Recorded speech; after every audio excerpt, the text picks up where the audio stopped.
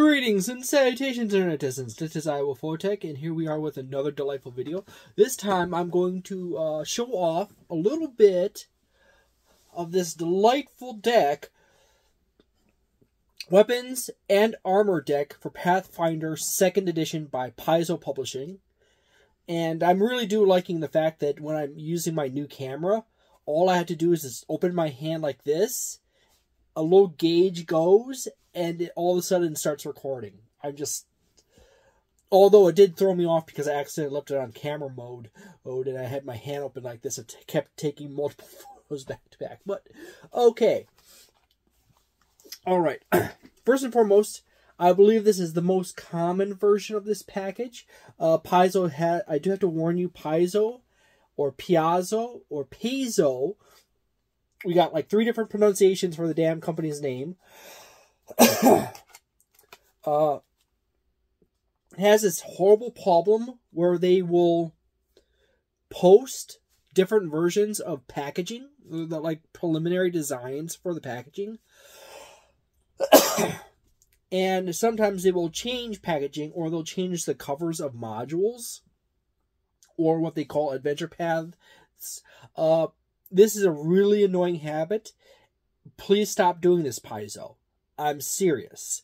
There's people out there who have anxiety like me and many others, and I see the comments where people are like, I have no clue if this is the correct adventure path because I've seen a photo of this series of adventure paths, but on this website that I want to buy from, or from this game store, it has a different cover.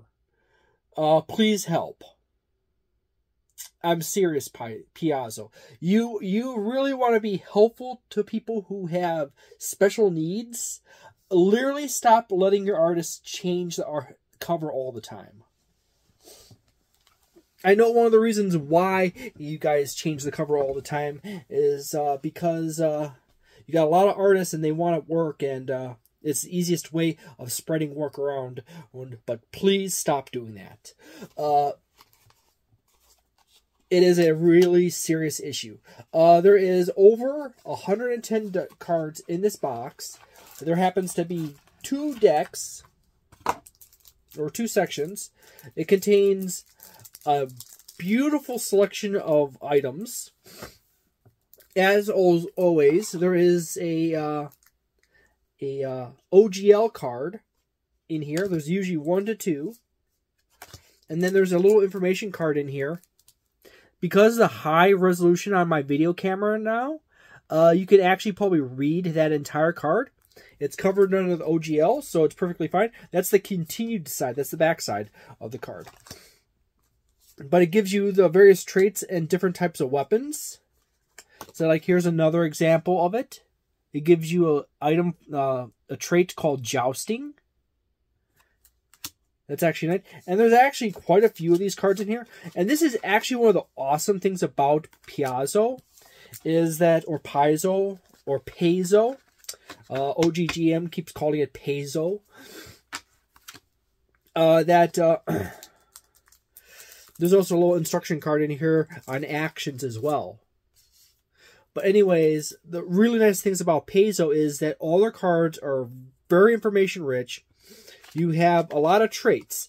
The hard thing about the trait thing is that it's a lot of stuff to learn or keep track of. But crazy enough, once you get it down, it becomes amazing because it's a quick access means of knowing that's what that does.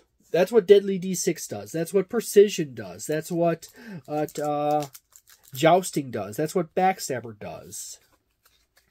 It condenses down like 5 or 6 paragraphs of information into a tag.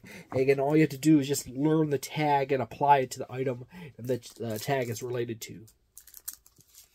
But anyways, a lot of these cards, this is a little card on shield actions. There's raise shield and shield block. There's no artwork on the backside of this card, by the way. Just note that. Most other cards in said deck will have artwork on the back side, with the exception of the cards that are reversible that have more information, like special armor traits and effects. effects. So you have like this, I do believe is called a Thunderstone, if I remember correctly, and it's a lesser Thunderstone. And you happen to have, this is really nice about Paizo, when talking about like the Dungeons and Dragons decks, where you may or may not have any artwork for an item, or you might have the same artwork for the same different versions of a monster, like a Goblin Assassin, Goblin Warrior. You might just have the same Goblin artwork or no artwork at all. Paizo will make sure to always have artwork on their cards. This is the flip side to that. All those artists that Paizo hires, that they keep on staff and in their network all the time, is that everything gets illustrated. So you have a visual example of what it is. This is a lesser frost vial. This is another amazing thing about Pathfinder 2nd Edition, is that they have a broad range of items. Like this is a Tanglefoot bag, or a lesser one, that you can buy and use. And these are actually, by the way, this is a great Game Master tip, and also a great player tip. Game Masters, make sure to litter these things. The lesser frost vials, Tanglefoot bags, lesser ones, lesser thunderstones, etc., etc., etc. Here's a lesser bottled lightning. Thunderstones make sonic noise. He's lightning and creates lightning damage. Lesser alchemist fire. Looks like a liquid bomb. This is awesome thing. If you need to give your players a little extra power, Game Masters, litter these things through your campaign. In treasure chests, in hordes of villains, etc., in armories. That way the players can snatch them up and they have quick, easy, oh, we need acid damage. Here's a lesser acid flask. Boom, you throw lesser acid on top of the enemy. You can leave it in a recipe for lesser acid, or what's called a formula for your alchemists, or anyone who is taking alchemy as a archetype, so they can learn how to make their own lesser acid flask or their own alchemist fire. And this really helps out the alchemist. Here's another important thing. One of the reasons why the alchemist is considered weak or hard to use in Pathfinder 2nd Edition is it's not a bad class. It is a class that is a good part of its power is built on finding formulas and having downtime to craft said formulas. So Game Masters, make sure if you have an alchemist in your party to work in some downtime. Just something simple like traveling or something. Like you get your party a cart, a nice wagon or something. And in the back end, your alchemist has their own little laboratory and they can craft in that laboratory while the cart is going down the road. Just let them do that because they're going to need it. If you give an alchemist an insane amount of time to craft, they actually become an exceedingly powerful member of the party because they have the ability to hand out power and elements and various healing items and etc., etc., etc. to the party members. So this is really important. If you give your alchemist, you make sure to give your alchemist time. Bolts. You make sure you give your alchemist time. Those are blowgun darts. You will help them out greatly. These are arrows.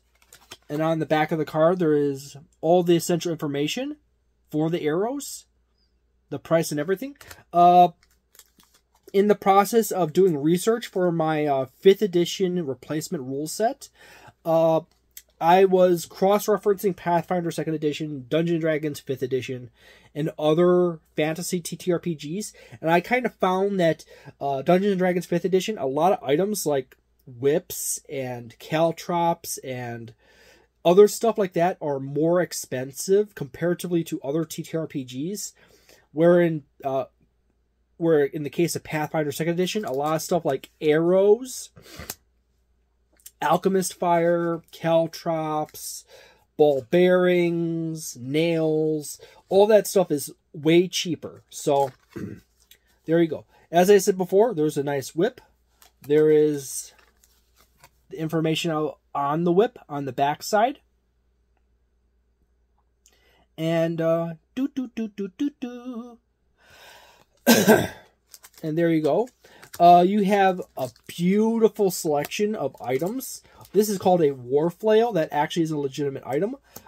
This is another awesome thing about Pathfinder 2nd Edition, is that with D&D you have like 25, 30 weapons, and like only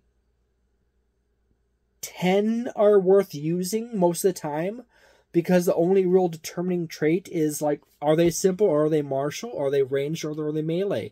What damage dice do they have? Is it reload?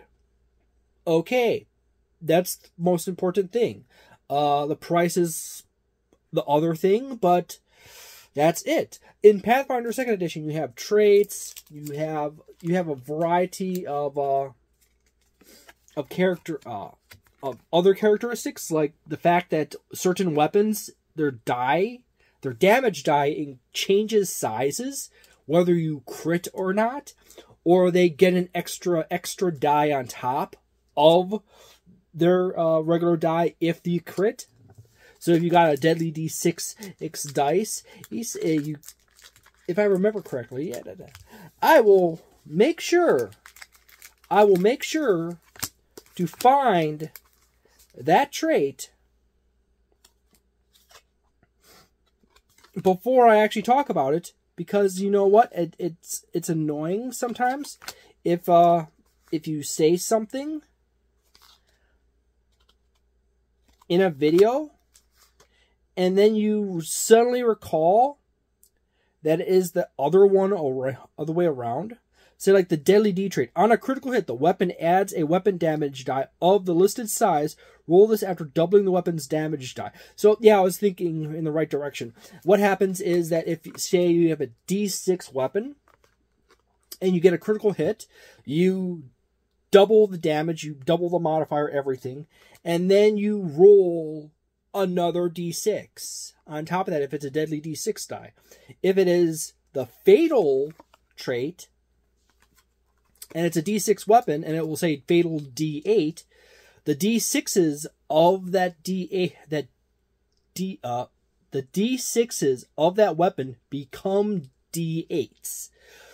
So when you roll and you get a critical hit, instead of rolling D6s, you roll D8s, and you double up the D8s and the modifiers.